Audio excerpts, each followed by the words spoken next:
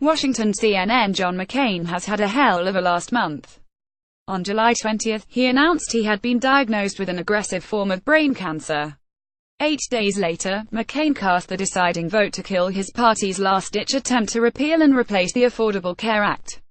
In the time since then, McCain has blasted President Trump's rhetoric on North Korea. "The great leaders I've seen don't threaten unless they're ready to act, and I'm not sure President Trump is ready to act," and, on Thursday, he introduced his own plan on how the American military should proceed in Afghanistan. "To my Democrat friends and some of my Republican friends, I am coming back," McCain said with a laugh in a video message posted to his Facebook page on Wednesday.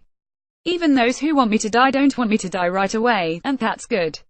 McCain, it would seem, is back to being the McCain who rose to national prominence in the early 2000s and stayed there, a politician, yes, but one willing to stick it in the eye of his own side and seemingly reveling in doing so.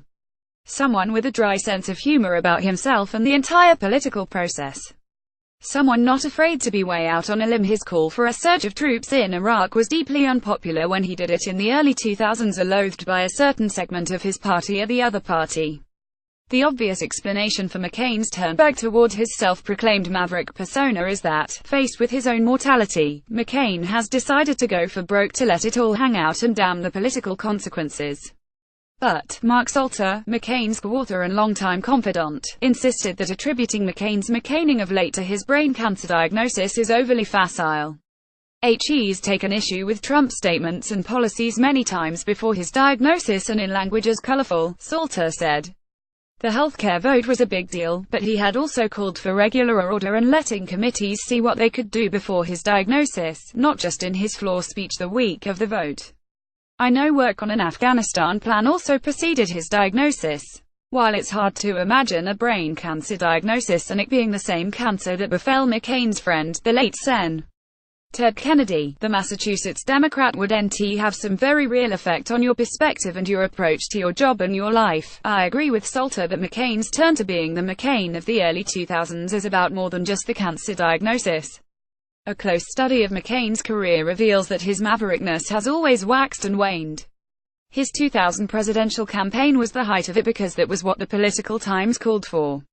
He was running against a figure of the entrenched establishment in George W. Bush. The only room for a candidate to get around or even close to Bush was to run as the outsider. So that's what McCain did. As the 2000s wore on, however, McCain became more of a mainstream figure. He abandoned his push for comprehensive immigration reform when it appeared as though it would sink what was supposed to be his front-running bid for the 2008 Republican presidential nomination. He later returned to that push and helped a bipartisan bill get through the Senate, although it died in the House. In 2010, still stinging from his defeat at the hands of Barack Obama, McCain tacked right to handle the primary challenge from blowhard former Rep. J.D. Hayworth. In 2012, The New York Times wrote a piece about McCain's evolution to a more mainstream politician. Once a rebel, McCain now walks the party line. Read the headline. To fend off another conservative primary challenge in 2016, McCain stayed largely silent on the topic of Donald Trump until he won the Senate primary and almost immediately began to criticize the businessman-turned-politician. In short, John McCain is a politician. Gasp. Like any politician who has held office for as long and successfully as he has, McCain has learned to adjust his emphasis and tone based on his political circumstances. This is what politicians do. And so, having just been re-elected to a sixth term at the age of 80, McCain was always going to be more mavericky in 2017 than he was in, say, 2015 or 2016. The cancer diagnosis may have accelerated his willingness to be that maverick, but it was always coming. None of that is to say McCain lacks a political core. He clearly cares deeply and consistently about foreign policy and national security. And his natural state from his life as a self-confessed young screw-up at the Naval Academy until now is as a boundary pusher and someone never terribly comfortable towing the party line. McCain always seems to return to that natural state eventually. And that's where he finds himself now, at the twilight of a remarkable political career that has spanned 4 decades and an amazing life that has lasted twice that long.